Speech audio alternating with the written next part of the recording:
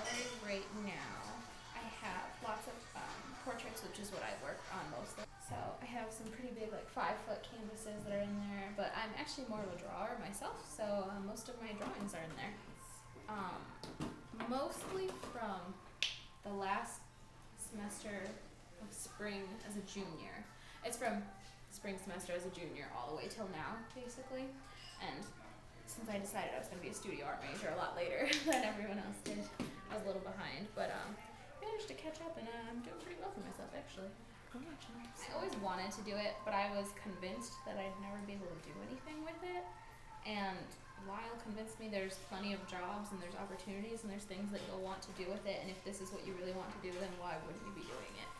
So Lyle's our painting professor, so he convinced me, and I think I always wanted to, but I was really scared, and I realized I wasn't really that happy doing graphic design. I was kind of bummed out and like always feeling like my brain works better for this kind of work, and it wasn't that my brain worked so well for graphic design. I mean, I'm fairly decent graphic designer, and I have a job here on campus doing graphic design because I'm pretty decent at it, but it just wasn't what I was passionate about, and I could see myself doing it as a career, but I don't think I would love it.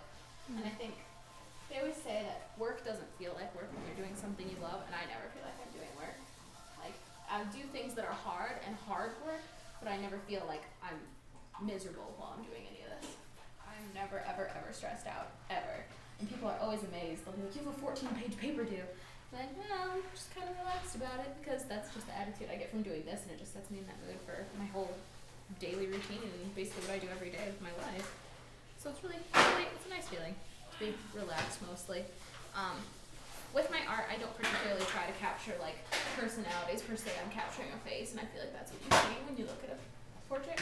And so sometimes I'll feel like how that person's feeling. Like when I was doing self-portraits a lot, I would remember the feeling that I would get while I took the picture. Or there's one picture where I had a really rough night beforehand, and I take the picture and I'm like, eh. And then when I was drawing it the whole time, I was in like this cranky mood.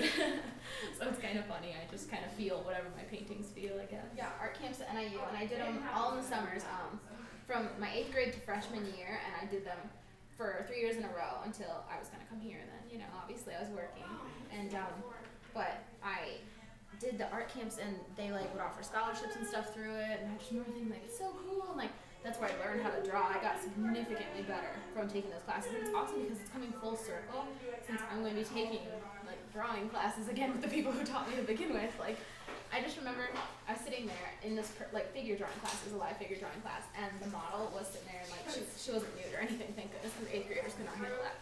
She was in a swimsuit, right?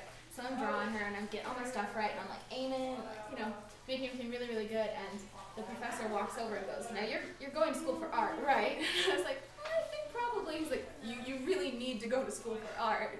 And so I just kind of knew from there. Getting a master's, it's a 2-year program. I'm going to have a drawing studio space that they give me that I can work in. I'm going to be TAing a class or being a drawing assistant teacher, and for 10 hours a week, which is awesome. I'm so excited for that. And it's really, really great, and I mean, I got a full tuition waiver for it. My goal is eventually, I mean, like everybody's goal, be a professor, naturally.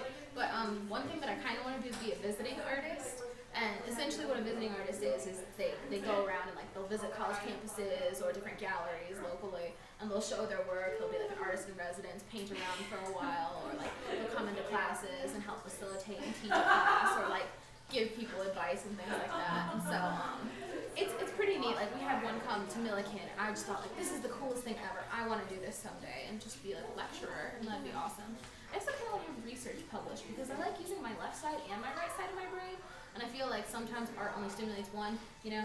So I think publishing some research art history wise would be awesome too. I'm also considering doing a PhD in art history, so you never know. I might be a lifelong school student. I think the thing people automatically assume with a portrait is that it'll be like you can understand a person's inside and their feeling and who they are.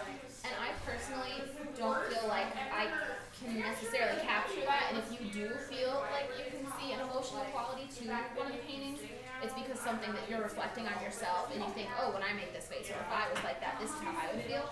And so I think they're a little more personal than people actually are willing to believe. And I think you don't necessarily catch that until you really think into it. And I think I choose to do pretty realistic paintings instead of photography or graphic design because I kind of just like the medium, being able to see, touch, smell, feel instead of just printing something out. Well, the two other girls that I showed with do kind of figural work too. One of them does small scale like prints and ceramics, and her prints are generally focused with like people or figures. And then the other girl that I work with, her figures are animals usually, and she does drawings that are kind of similar to my drawings. And so basically the feeling we got was that we see figures, but we see them in different perspectives. That's actually the title of our show, is Nadari, which is, I believe it's the Swahili word for like different perspectives. I know what you are, my friend, and where you're going to, I see the light in you, whispered out into the room. It changes the heart of everyone. It changes the heart.